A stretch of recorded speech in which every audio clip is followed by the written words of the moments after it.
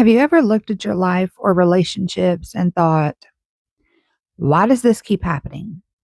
Different people, same dynamic, same ending.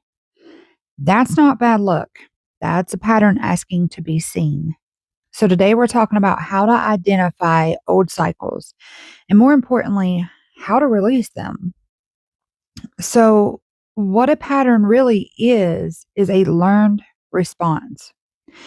It forms when a behavior once created safety and an emotional strategy worked temporarily. A belief went unchallenged. So patterns aren't flaws, they're outdated protections. So let's look at why patterns repeat. So patterns repeat until they're made conscious.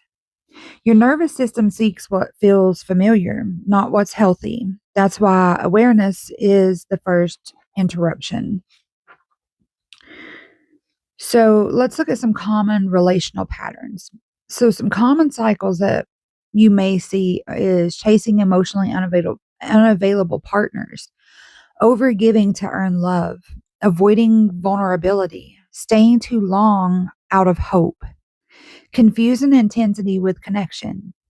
See, recognition creates choice. So I want you to ask yourself when you're identifying these core patterns, what's the emotional theme in my relationships? Where do I abandon myself? And what moment feels familiar every time? What belief is activated? Because patterns live beneath behavior. And the role of emotional patterns is really they're reinforced through emotions. The body remembers before the mind understands. So if a dynamic feels familiar, that familiarity is actually information. So let's look at why willpower alone doesn't break cycles. So you can't think your way out of nervous system habits. Change is going to require regulation, repetition, and compassion with yourself. Shame keeps cycles intact. So curiosity dissolves them. So, how do you release old patterns? You need to name the pattern. You need to understand its origin, regulate before responding, choose a new response, and repeat consistently. Small choices rewrite deep patterns.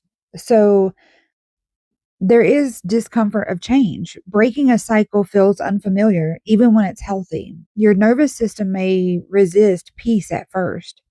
That doesn't mean you're wrong, it means that you're growing. So, what are some of the signs that you're breaking a cycle? You pause instead of reacting. You choose differently even when it's uncomfortable. Old triggers lose intensity and you feel calmer, not more excited. Peace is a sign of healing. So, how do you know the pattern is complete? Well, the lesson integrates, the pull dissolves, and the repetition ends naturally. You don't force closure, you just outgrow it. You are not broken.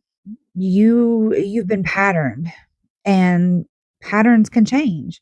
So every conscious choice is an integration. Every interruption is freedom. And if this message has resonated with you, I want you to comment down below. What pattern are you ready to break?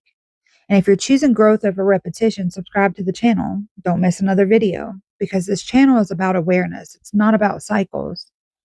And I'll see you guys in the next video.